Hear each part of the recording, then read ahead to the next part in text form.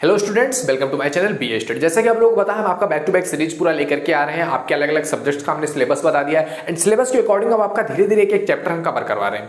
And already हमने आपका राजनीति शास्त्र का बीए फर्स्ट ईयर का फर्स्ट पेपर का पहला चैप्टर आपका कवर करवा दिया है। तो आज हम आपसे बात करने वाले हैं सेकंड पेपर के पहले चैप्टर के बारे में और उसका पूरा डिटेल अध्ययन करने वाले हैं। तो अगर आपने हमारी पिछली वीडियोस नहीं देखी है तो प्लीज चैनल पर विजिट करके देखिए। एंड अगर आपने पहली बार इस चैनल को ज्वाइन किया है या आप पहली बार इस चैनल पर आए हैं तो प्लीज एक बार चैनल पर जरूर जाकर के देखना। ये चैनल आपके लिए बहुत इंपॉर्टेंट है। अगर आप बीए में है तो ऑलरेडी आपसे बीए से related 1400 videos 1400 videos already uploaded है एंड सब कुछ प्लेलिस्ट के रूप में है। तो आपको जस्ट जाना है, आप जिस भी ईयर के हैं जो भी सब्जेक्ट है आप जाकर के प्लेलिस्ट के अकॉर्डिंग अपना चेकअप कर सकते हैं एंड आप वहां से बेहतरीन अंक प्राप्त कर पाएंगे अगर आपने उसको अच्छे तरीके से पढ़ाई कर लिया। तो आओ स्टार्ट करते हैं, ज्यादा टाइम ना वेस्ट करते हुए। ये आपका हम बीए फर्स्ट ईयर के राजनीति शास्त्र का पेपर 2 का चैप्टर नंबर 1 स्टार्ट करने वाले हैं। एंड पेपर 2 के चैप्टर नंबर 1 का नाम है आपका संविधान, कॉन्स्टिट्यूशन। कॉन्स्टिट्यूशन क्या है, उसकी परिभाषा, उसका अर्थ, विद्वानों ने उस पर अपनी क्या राय रखी है एंड इसके बाद उसका निर्माण कैसे हुआ और इसको कितने भागों में बांटा गया, कितने टाइप्स के कॉन्स्टिट्यूशन में पूरे वर्ल्ड वाइड दिखाई देते हैं, इन सभी चीजों के बारे में हमें इस चैप्टर में पढ़ना है। तो देखो, सबसे पहले बात कर लेते हैं कॉन्स्टिट्यूशन की। संविधान, संविधान अंग्रेजी की कॉन्स्टिट्यूशन शब्द से बना हुआ है जिसका अर्थ होता है संगठन के लिए कानून। कोई एक संगठन है, कोई एक ढांचा है, चाहे वो कुछ वस्तु का हो, शासन हो, उसको किस तरह से चलाना है उसके लिए कुछ रूल्स, कुछ नियम, वही कहलाता है आपका संविधान। तो एक देश के लिए, देश भी हमारा क्या है, एक ढांचे की तरह, और उस ढांचे को चलाने के लिए एक रूल की जरूरत पड़ती है, एक नियम का जरूरत पड़ता है, कुछ कर्तव्य, कुछ उनके ड्यूटीज होने चाहिए जिसका पता हो कि हाँ ये हमारे रूल्स हैं, ये हमारे ड्यूटीज हैं। तो इन सभी को जो हमें डिफाइन करते हैं, जो हमें कुछ क्लैरिफाई करते हैं अपने गोल्स को लेकर के, अपनी लाइफ को लेकर के, अपने कंट्री को लेकर के, रूल्स को लेकर के, वही क्या कहलाता है हमारा संविधान। अब संविधान को लेकर के अलग अलग विद्वानों ने अपनी अपनी राय रखी है कि संविधान क्या है। तो संविधान पर अपनी परिभाषा देते हुए ब्राइस महोदय कहते हैं कि संविधान उन नियमों को कहते हैं जो सरकार के आकार का निर्णय करते हैं और उनके प्रति नागरिकों के अधिकारों और कर्तव्यों को निश्चित करती है। ब्राइस महोदय क्या कहते हैं, संविधान उन नियमों को कहते हैं, यानी कि कुछ रूल्स हैं उनको ही संविधान कहते हैं। वो रूल्स क्या है, सरकार के आकार का निर्णय करते हैं कि सरकार कैसा होगा, किस टाइप का होगा, कैसा उसका डिजाइन होगा, कैसा आकार होगा, कैसी गवर्नमेंट है, उसको डिफाइन करते हैं। और उसके जो नागरिक हैं उनके प्रति उनके नागरिकों का अधिकार क्या है, उन नागरिकों का कर्तव्य क्या है, इस चीज को डिसाइड करती है। तो ये कहलाता है आपका संविधान। ऐसा कहने वाले कौन है, ब्राइस महोदय। और संविधान पर अपना राय रखते हुए गैटल महोदय कहते हैं कि वे मौलिक सिद्धांत जिनके द्वारा किसी राज्य का स्वरूप निर्धारित होता है संविधान कहलाता है।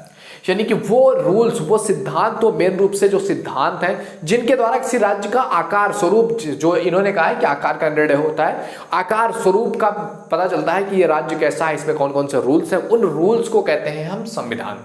ओके, इसी पर अपना विचार रखते हुए डायसी महोदय कहते हैं कि संविधान उन वस्तुओं के समूह को कहते हैं या रूल्स के समूह को कहते हैं जो प्रत्यक्ष या परोक्ष रूप से, यानी कि सामने से या परोक्ष रूप से राज्य की सर्वोच्च सत्ता के शक्ति का वितरण और उसके प्रयोग को निश्चित करते हैं कि किसके पास कितने शक्तियां होंगी, किसके पास कितने पावर्स होंगे, किसकी कितनी ड्यूटीज होंगी, किसका रूल क्या होगा, किसकी अधिकार क्या होगा, उसका कर्तव्य क्या होगा। इन सभी के बारे में जो चीज डिसाइड करती है, जो वस्तु डिसाइड करती है, जो रूल्स डिसाइड करते हैं, उनको ही हम कहते हैं संविधान।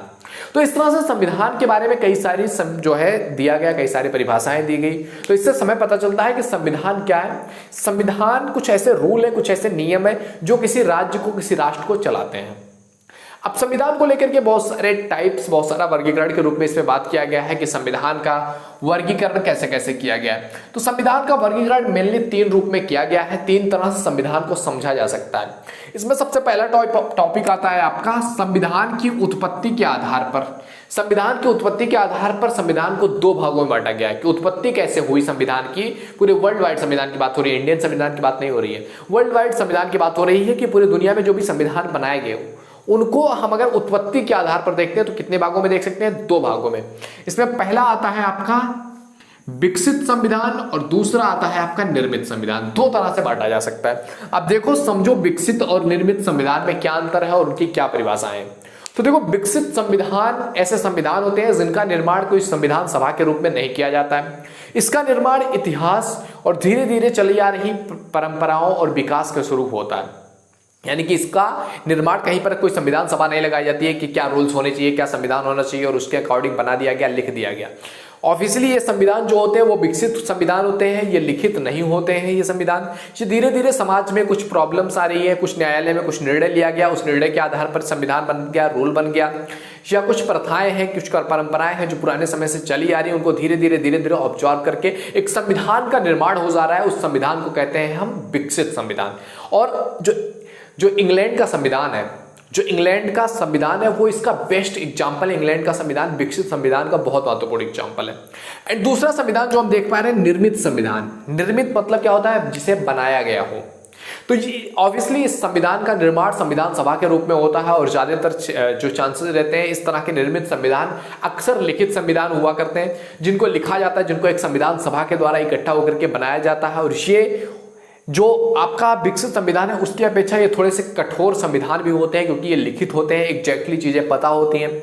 तो निर्मित संविधान क्या है? ये लिखित संविधान होता है, और ये एक संविधान सभा के द्वारा बनाया जाता है। जबकि ये क्या होता है? धीरे धीरे इतिहास के द्वारा या परंपराओं के द्वारा, प्रथाओं के द्वारा धीरे धीरे विकसित होता रहता है। तो उत्पत्ति के आधार पर दो तरह के संविधान है।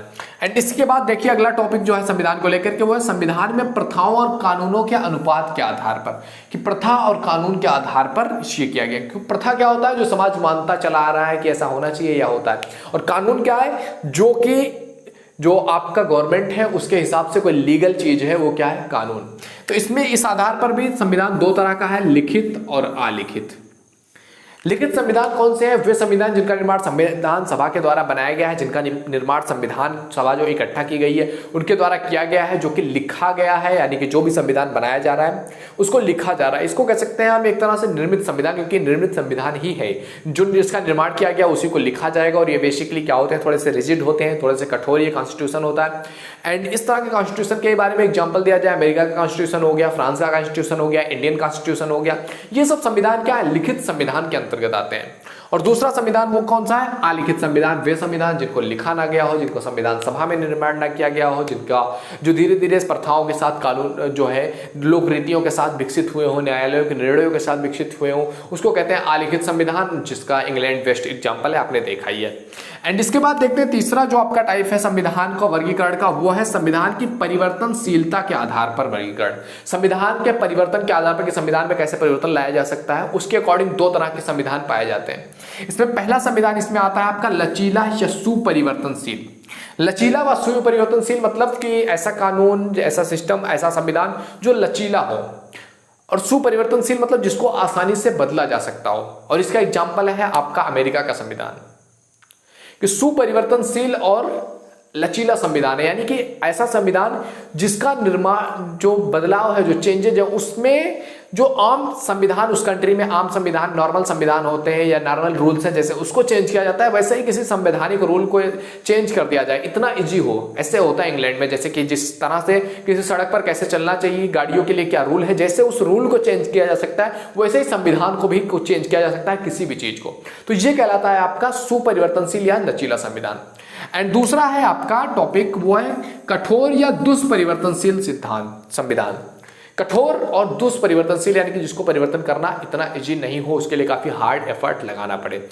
ऐसे संविधान अक्सर लिखित संविधान हुआ करते हैं, जिनका निर्माण संविधान सभा के द्वारा किया जाता है, और यहाँ पर आम संविधान को बदलने के लिए अलग प्रोसेस है, और जो संवैधानिक कानून है उनको बदलने के लिए पूरा अलग प्रोसेस है, और जिसके लिए आपको काफी एफर्ट, काफी मेहनत, काफी कुछ करना पड़ेगा, तब जाकर के वो चेंज होगा, और एक लॉन्ग टर्म प्रोसेस लेता है संविधान को चेंज होने के लिए। तो वो कहलाता है आपका रिजिड कॉन्स्टिट्यूशन या कठोर या दुष्परिवर्तनशील संविधान, जिसको आसानी से बदला ना जा सकता हो। जैसे आप अमेरिका के संविधान की बात कर लो, भारत का संविधान भी कुछ हद तक रिजिड संविधान ही है, जिसको आसानी से चेंज नहीं किया जा सकता है।